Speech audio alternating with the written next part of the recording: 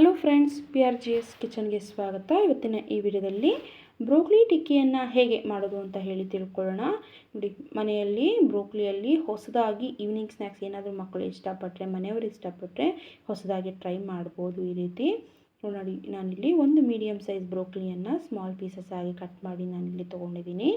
ನೋಡಿ, ಈ ರೀತಿ ನಾನಿಲ್ಲಿ ಬ್ರೋಕ್ಲಿಯನ್ನು ಒಂದು 2ರಿಂದ 3 ನಿಮಿಷ ಅಷ್ಟೇ ನಾನಿಲ್ಲಿ ಸ್ವಲ್ಪ ಉಪ್ಪನ್ನು ಸೇರಿಸಿ ನಾನು ಬಿಸಿನೀರಲ್ಲಿ ನಾನು ಈ ರೀತಿ ಚೆನ್ನಾಗಿ ನಾನಿಲ್ಲಿ ಒಂದು 2ರಿಂದ 3 ನಿಮಿಷ ಕುದಿ ಬರೋವರೆಗೂ ಬೇಯಿಸ್ಕೊಳ್ತಾ ಇದ್ದೀನಿ. ಈ ರೀತಿ ಬೇಯಿಸ್ಕೊಳ್ಳೋದ್ರಿಂದ ಏನೇ ಕೆಮಿಕಲ್ ಸ್ಪ್ರೇಸ್ ಏನೇ ಆಗಿದ್ರು ಬ್ರೋಕ್ಲಿಯಲ್ಲಿ ತುಂಬ ನೀಟಾಗಿ ಚೆನ್ನಾಗಿ ಕ್ಲೀನ್ ಆಗುತ್ತೆ ಅಂತ ಹೇಳಿ ಈ ರೀತಿ ಎತ್ತಿಟ್ಕೊಂಡು ಒಂದು 2 ನಿಮಿಷ ಬೇಯಿಸಿ ಎತ್ತಿಟ್ಕೊಳ್ತಾ ಇದ್ದೀನಿ ಒಂದು ಪ್ಲೇಟ್ಗೆ ನಾನಿಲ್ಲಿ. ನಂತರ ಇದು ಪೂರ್ತಿಯಾಗಿ ಆರಿದ ನಂತರ ನಾನಿಲ್ಲಿ ನೋಡಿ ಸ್ಮಾಲ್ ಪೀಸಸ್ ಆಗಿ ನೋಡಿ ಈ ರೀತಿ ಪೂರ್ತಿಯಾಗಿ ಬ್ರೋಕ್ಲಿಯನ್ನು ಕಟ್ ಮಾಡ್ಕೊಳ್ತಾ ಇದ್ದೀನಿ. ನೋಡಿ, ಈ ರೀತಿ ಪುಡಿ ಆಗೋ ರೀತಿ ಚೆನ್ನಾಗಿ ಕಟ್ ಮಾಡ್ಕೊಂಡ್ಬಿಡ್ಬೇಕು.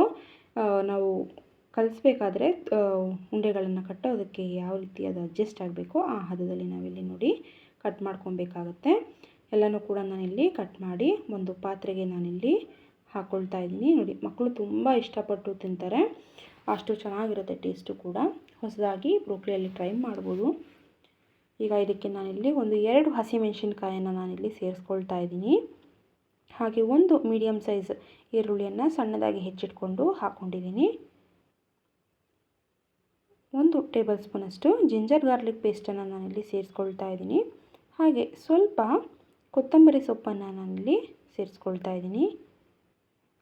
ಸ್ಪೈಸಸ್ ಏನು ಬೇಕು ನೋಡ್ಕೊಳ್ಳೋಣ. ನೋಡಿ, ಒಂದು ಅರ್ಧ ಟೇಬಲ್ ಸ್ಪೂನಷ್ಟು ಧನಿಯಾ ಪೌಡರು, ಅರ್ಧ table spoon garam masala, 1/4 table spoon ಅರಿಶಿಣ, ಹಾಗೆ 1 ಟೇಬಲ್ ಸ್ಪೂನು ಅಚ್ಚ ಖಾರದ ಪುಡಿಯನ್ನು ನಾನಿಲ್ಲಿ ಸೇರಿಸ್ಕೊಳ್ತಾ ಇದ್ದೀನಿ. ಹಾಗೆ ರುಚಿಗೆ ತಕ್ಕಷ್ಟು ಉಪ್ಪನ್ನು ಸೇರಿಸ್ಕೊಬೇಕು. ಹಾಗೆ ನೋಡಿ, ಒಂದು 2ರಿಂದ 3 ಟೇಬಲ್ ಸ್ಪೂನಷ್ಟು ನಾನಿಲ್ಲಿ ಕಡಲೆ ಹಿಟ್ಟನ್ನು ಸೇರಿಸಿ ಇದನ್ನು ನಾನು ಪೂರ್ತಿಯಾಗಿ ಚೆನ್ನಾಗಿ ಮಿಕ್ಸ್ ಮಾಡ್ಕೊಳ್ತಾ ಇದ್ದೀನಿ. ನೋಡಿ, ನಾನಿಲ್ಲಿ ಯಾವುದೇ ರೀತಿ ನೀರನ್ನು ನಾನಿಲ್ಲಿ ಸೇರಿಸ್ಕೊಂಡಿಲ್ಲ. ಬ್ರೋಕ್ಲಿಯಲ್ಲಿ ಏನು ನೀರಿನ ಅಂಶ ಇದೆ ನಾವು ಬೇಯಿಸಿ ಎತ್ತಿದಾಗ ಅಷ್ಟೇ ಕೂಡ ಇದಕ್ಕೆ ಪೂರ್ತಿಯಾಗಿ ಅಡ್ಜಸ್ಟ್ ಆಗಿದೆ. ನೋಡಿ, ಸ್ವಲ್ಪ ತೆಳು ಅನಿಸಿರೋದ್ರಿಂದ ನಾನಿಲ್ಲಿ ಮತ್ತೆ 2 ಟೇಬಲ್ ಸ್ಪೂನಷ್ಟು ಕಡಲೆ ಹಿಟ್ಟನ್ನು ನಾನಿಲ್ಲಿ ಸೇರಿಸ್ಕೊಳ್ತಾ ಇದ್ದೀನಿ. ಹಾಗೆ 1 ಟೇಬಲ್ ಸ್ಪೂನಷ್ಟು ನಾನಿಲ್ಲಿ ಅಕ್ಕಿ ಹಿಟ್ಟನ್ನು ಸೇರಿಸ್ಕೊಳ್ತಾ ಇದ್ದೀನಿ. ಮೊದಲೇ ನೋಡಿ, ಅಕ್ಕಿ ಹಿಟ್ಟನ್ನು ಹಾಕೋದ್ರಿಂದ ಸ್ವಲ್ಪ ಕ್ರಿಸ್ಪಿಯಾಗಿ ತುಂಬ ಚೆನ್ನಾಗಿ ಆಗುತ್ತೆ. ನೋಡಿ, ಈಗ ಚೆನ್ನಾಗಿ ನಾನಿಲ್ಲಿ ಮಿಕ್ಸ್ ಮಾಡ್ಕೊಳ್ತಾ ಇದ್ದೀನಿ ಇದನ್ನು. ನೋಡಿ, ಯಾವುದೇ ರೀತಿ ನೀರನ್ನು ಹಾಕಿಲ್ಲ ನಾನಿಲ್ಲಿ. ನೋಡಿ, ಅದೇ ಏನಿದೆ ಬ್ರೋಕ್ಲಿಯಲ್ಲಿ ಅದು ಪೂರ್ತಿಯಾಗಿ ಅಡ್ಜಸ್ಟ್ ಆಗಿದೆ. ನಾನು ನೋಡಿ ಹಿಟ್ಟಿಗೆಲ್ಲ, ಕಡಲೆ ಹಿಟ್ಟಿಗೆಲ್ಲ ನೋಡಿ ಚೆನ್ನಾಗಿ ಮಿಕ್ಸ್ ಆಗಿದೆ. ಈಗ ನೋಡಿ, ಅದನ್ನು ಉಂಡೆ ಕಟ್ಟೋಕ್ಕೆ ಆಗೋ ರೀತಿ ನಾವಿಲ್ಲಿ ಕಲಿಸ್ಕೊಬೇಕಾಗತ್ತೆ. ನೋಡಿ, ಎಷ್ಟು ಚೆನ್ನಾಗಿ ಉಂಡೆ ಕಟ್ಬೋದು ಅಂತ ಹೇಳಿ.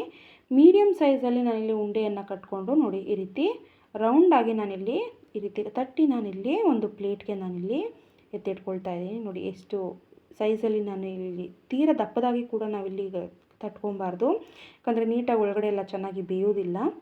ಅದಕ್ಕೆ ಮೀಡಿಯಮ್ ಆಗಿ ನೋಡಿ ಈ ರೀತಿ ರೌಂಡ್ ಶೇಪಲ್ಲಿ ನಾವಿಲ್ಲಿ ತಟ್ಟಿ ಇಟ್ಕೊಬೇಕಾಗತ್ತೆ. ಒಂದು ಫ್ರೈ ಪ್ಯಾನ್ಗೆ ನೋಡಿ ನಾನಿಲ್ಲಿ ಒಂದು 2 ಟೇಬಲ್ ಸ್ಪೂನ್ ಎಣ್ಣೆಯನ್ನು ಹಾಕಿ ನೋಡಿ ಈ ರೀತಿ ನಾನು ಕಟ್ಟಿ ಇಟ್ಕೊಂಡಿರೋದು ಏನು ತಟ್ಟಿ ಇಟ್ಕೊಂಡಿದ್ದೀವಿ ನಾವಿಲ್ಲಿ ಬ್ರೋಕ್ಲಿ ಮತ್ತು ಈರುಳ್ಳಿ ಇದೆಲ್ಲ, ಅದನ್ನು ಪೂರ್ತಿಯಾಗಿ ನೋಡಿ ಈ ರೀತಿ ಹಾಕಿ ನಾನು ಪ್ಯಾನ್ ಮೇಲೆ ಆಗಾಗ 1 ಟೇಬಲ್ ಸ್ಪೂನಷ್ಟು ಮಗ್ಚಿ ಹಾಕಿದಾಗ ನಾವಿಲ್ಲಿ ಹಾಕ್ಕೊಬೇಕಾಗುತ್ತೆ. ಲೈಟಾಗಿ ಹಾಕ್ಕೊಳ್ಳಿ ಎಣ್ಣೆಯನ್ನು, ಪೂರ್ತಿಯಾಗಿ ಜಾಸ್ತಿ ಕೂಡ ಹಾಕ್ಕೊಳ್ಳೋಕೆ ಹೋಗ್ಬಿಡಿ. ನೋಡಿ, ಒಂದು 10 ನಿಮಿಷಗಳ ಕಾಲ ಈ ರೀತಿ ನಾವಿಲ್ಲಿ ಫ್ರೈ ಮಾಡ್ಕೊಬೇಕಾಗುತ್ತೆ. ಈ ರೀತಿ 2 ಸೈಡು ಒಂದು 10 ಮಿನಿಟ್ಸ್ ತಗೊಳುತ್ತೆ. ಆದಷ್ಟು ಮೀಡಿಯಮ್ ಉರಿಯಲ್ಲಿ ಇಟ್ಟು ನಾವು ಇದನ್ನು ಬೇಯಿಸ್ಕೊಬೇಕು. ನೋಡಿ, ಹೆಚ್ಚಿಗೆ ಫ್ಲೇಮಲ್ಲಿ ಇಟ್ಟು ನಾವು ಇದನ್ನು ಬೇಯಿಸ್ತೀವಿ ಅಂತ ಹೇಳಿದ್ರೆ ಹಸಿಯಾಗಿ ಇರುತ್ತೆ, ಒಳಗಡೆ ಪೂರ್ತಿಯಾಗಿ ಏನು ಬೇಯೋದೇ ಇಲ್ಲ. ಅದರಿಂದ ನೋಡಿ ತುಂಬ ಚೆನ್ನಾಗಿ ಬೆಂದಿದೆ. ಒಂದು 10 ಮಿನಿಟ್ಸಲ್ಲೆಲ್ಲ ನೋಡಿ ಗೋಲ್ಡನ್ ಬ್ರೌನ್ ಕಲರ್ ಕೂಡ ಚೆನ್ನಾಗಿ ಬಂದಿದೆ. ನೋಡಿ, ಈಗ ಇದನ್ನು ನಾನಿಲ್ಲಿ ಒಂದು ಪ್ಲೇಟ್ಗೆ ನಾನಿಲ್ಲಿ ಸರ್ವ್ ಮಾಡ್ಕೊಳ್ತಾ ಇದ್ದೀನಿ. ನೋಡಿ, ಎಷ್ಟು ಚೆನ್ನಾಗಾಗುತ್ತೆ ಅಂತ ಹೇಳಿ. ನೋಡಿ, ಟೊಮೆಟೊ ಸಾಸ್ ಅಥವಾ ಕೆಚಪ್ ಜೊತೆ ತುಂಬ ತಿನ್ನೋದಕ್ಕೆ ತುಂಬ ಚೆನ್ನಾಗಿರುತ್ತೆ. ನೀವು ಕೂಡ ಮನೆಯಲ್ಲಿ ಟ್ರೈ ಮಾಡಿ ಹೇಗಾಗಿದೆ ಅಂತ ತಿಳಿಸಿ. ನೋಡಿ, ಎಷ್ಟು ಚೆನ್ನಾಗಾಗಿದೆ ಅಂತ ಹೇಳಿ. ಮನೆಯಲ್ಲಿ ಮಕ್ಕಳು ತುಂಬ ಇಷ್ಟಪಟ್ಟು ತಿಂತಾರೆ. ಈವ್ನಿಂಗ್ ಸ್ನ್ಯಾಕ್ಸ್ ಮಾಡಿಕೊಡಿ. ನಿಮಗೆ ರೆಸಿಪಿ ಇಷ್ಟ ಆಗಿದರೆ ಲೈಕ್ ಮಾಡಿ, ಶೇರ್ ಮಾಡಿ, ಕಮೆಂಟ್ ಮಾಡಿ, ಹಾಗೂ ತಪ್ಪದೇ ಸಬ್ಸ್ಕ್ರೈಬ್ ಮಾಡಿ. Thank you.